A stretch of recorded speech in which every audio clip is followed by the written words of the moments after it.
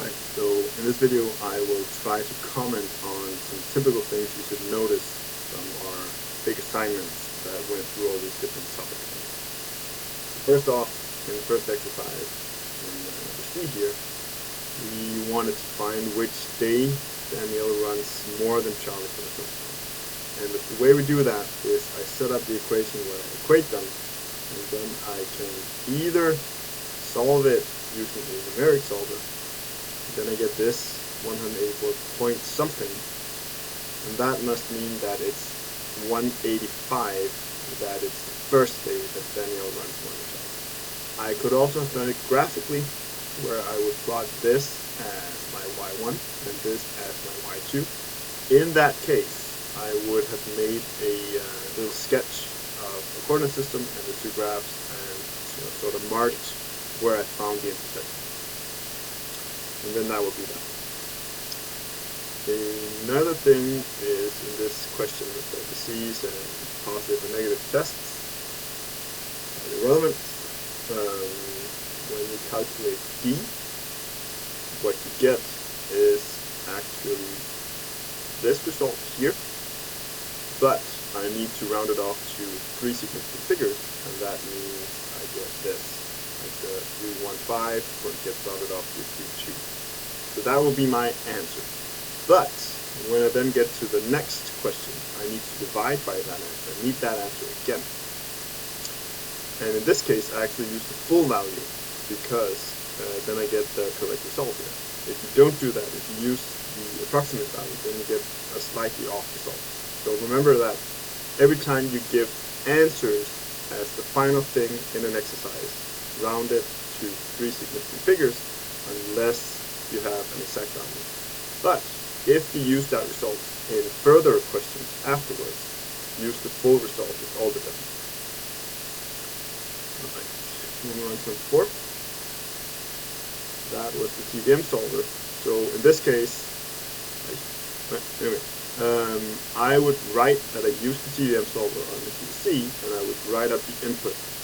This is the way I show my working, and then I show what I get from that. Right, moving up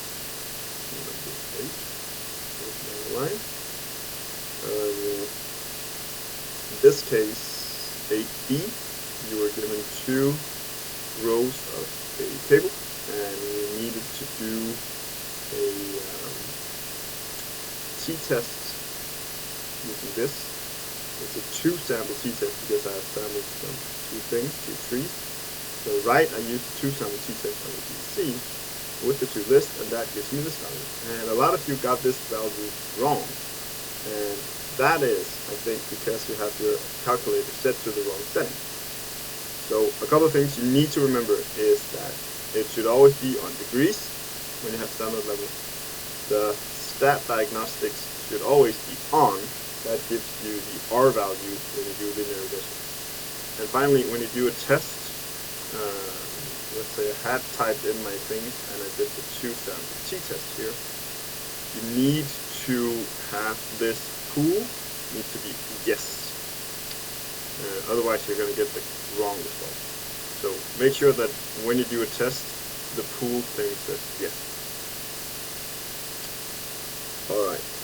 And then for the next question here, you needed to perform this test at a 5% significance level, and then we need to state the conclusion giving a reason for the answer.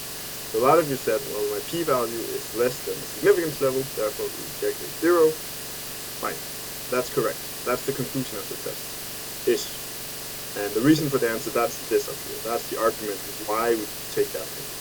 But every time I do these tests, I need to give the answer in the context. In this context, I had 2 apple trees and I looked at the mean weight of apples. So I need to use that to write a sentence with the context, which in this case means that mean weight of apples from tree A is greater than the mean weight of apples from tree B. Or whatever the context is, I write it mathematically. This is what happens, so I reject or accept a 0. That means blah blah blah blah, using a sentence with the context. Alright. Then to problem 13. Whoops. way. And here is an example of I wanted to find the minimum of a graph, so I do a small sketch and mark this is the minimum. I found the coordinates in that sense. So it should look something like this when you do the small sketch. And in this case, I need to write down the interval where the gradient of the graph is negative.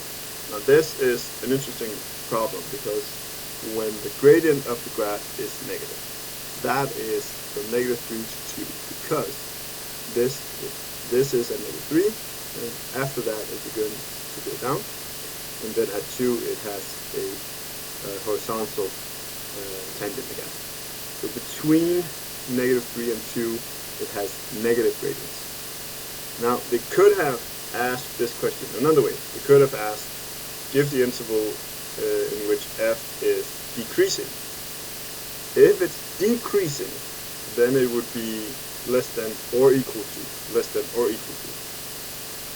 So if f dash, the gradient of f, should be negative, then it's like strictly less than.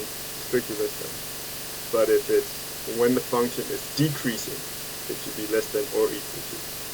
So there's a small difference there. And then finally, here, a lot of you found by graph that we get a maximum curved surface area when r is 6 centimeters, but you haven't really argued that we actually get a maximum. And we can do that either by a sign diagram, by some calculations, or we could do a graph, sketch, and then mark that at 6 centimeters our area function is actually maximum. So again, I'm doing the sketch to show my work. Alright, that's it. Oh no, I forgot. I want to show you this. Okay. Right, so this is, I've shown this before, this is marked bands in percentages for a real exam in 2017. And then I've translated that into this assignment based on having, instead of 80 marks, I have 110 marks. And the thing to notice is that you need 50% in order to get a 4. And you need roughly 3/4 to get the second best grade, and a little more than 80% to get the top grade. So you can pause the video and you can see this.